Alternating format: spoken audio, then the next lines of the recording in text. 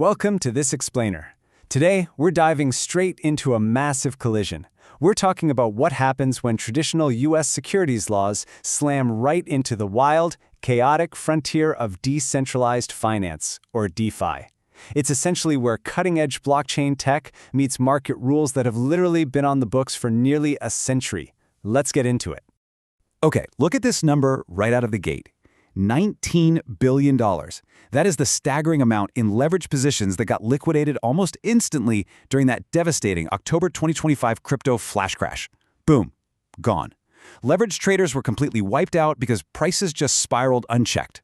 Why? Because the standard circuit breakers we rely on in traditional markets, they simply weren't there. And, the hits just kept coming. Just a month later, in November, a $93 million loss at a DeFi protocol called Stream Finance triggered this massive, brutal contagion. It wiped out 98% of the value in Elixir's DUSD synthetic stablecoin in a matter of days. 98%. It really shows how opaque exposures in these decentralized models can create these crazy domino effects that crush investors before they even know what hit them.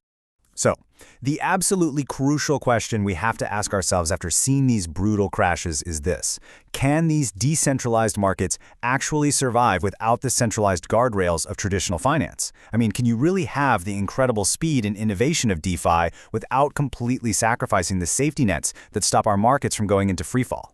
Here's our roadmap for untangling all this today. We'll cover the promise and peril, echoes of the 1920s, where DeFi breaks rules, defining digital assets, who is the intermediary, and finally, integrating two worlds. Section 1, Promise and Peril, DeFi's dual nature. Look, the industry gets it. Folks like SIFMA recognize that tokenization offers amazing operational efficiency, way faster settlement, and incredible collateral mobility. The promise is absolutely real, no doubt about it.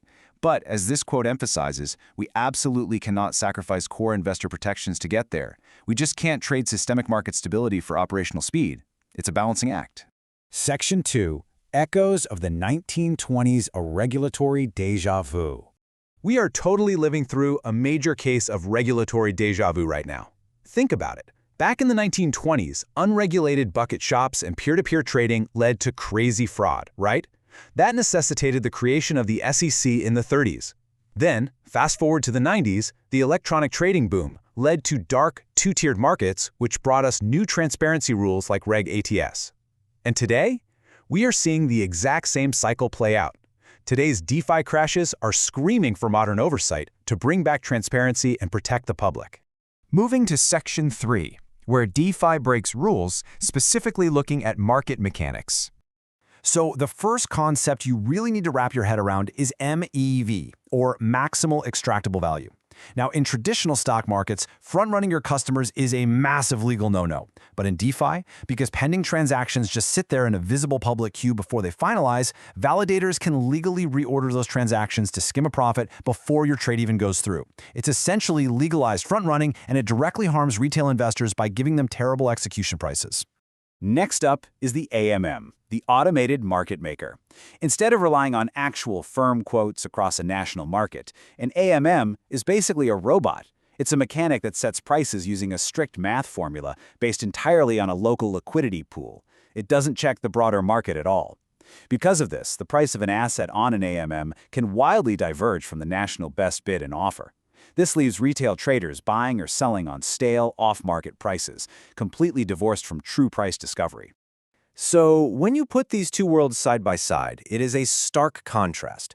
Traditional markets mandate the national best bid and offer, they have strict rules against front-running, and they use market-wide circuit breakers to stop crashes in their tracks. DeFi, on the flip side, operates with those chaotic AMM price disparities, allows that MEV transaction reordering we just talked about, and relies on hardwired mechanical liquidations. And those liquidations, they're exactly what caused those cascading market collapses we saw back in October. Section 4, Defining digital assets, a clear taxonomy. When we talk about how laws apply, we have to ask a foundational question. What kind of token is it? Is the security natively issued as a token? Because if it is, it exists purely digitally, acting as the legal equivalent to holding a security in street name. Or is it a wrapped token? A wrapped token is really just a digital receipt for a traditional stock sitting in custody somewhere one-to-one. Understanding this difference is huge because it dictates how things like corporate actions, dividends, and voting rights actually flow to you, the investor. And here is a core regulatory must-have. Both versions of these securities, the tokenized one and the traditional non-tokenized one, have to remain completely, legally, and economically fungible. Why does that actually matter to you? Well, without fungibility, you split the market in two. You create dangerous price dislocations and fragmented liquidity. And at the end of the day, that just hurts the everyday investor trying to get a fair, unified price. Section 5. Who is the intermediary? The duck test. Regulators apply what we like to call the intermediary duck test. Basically, if a DeFi platform is maintaining a facility to bring buyers and sellers together, routing orders, managing customer funds, or skimming transaction-based fees, well, if it walks like a duck and quacks like a duck, it's an intermediary. It's functioning as a broker or an exchange, no matter how clever the underlying blockchain code is. And the law is incredibly clear here. Using a decentralized smart contract is not a get-out-of-jail-free card. Decentralization does not magically erase your obligations under the Exchange Act.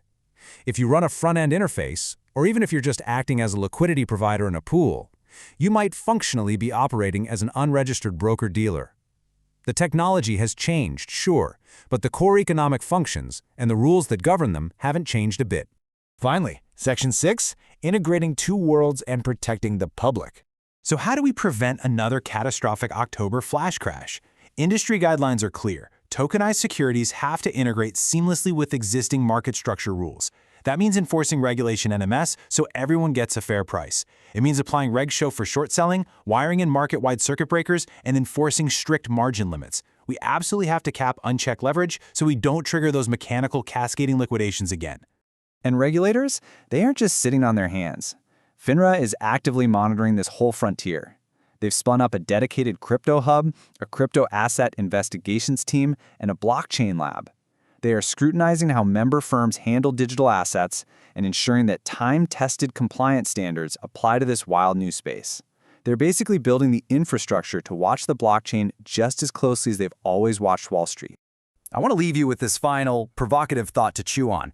As this technology races forward, giving us unprecedented speed and efficiency, can true decentralization ever actually coexist with the investor protections we absolutely rely on? Can a system mathematically designed to have zero central authority safely integrate with a legal framework that strictly requires one? It's a massive puzzle. Thank you so much for joining me for this explainer, and I really hope this gives you a much clearer lens to view the rapidly changing world of digital finance.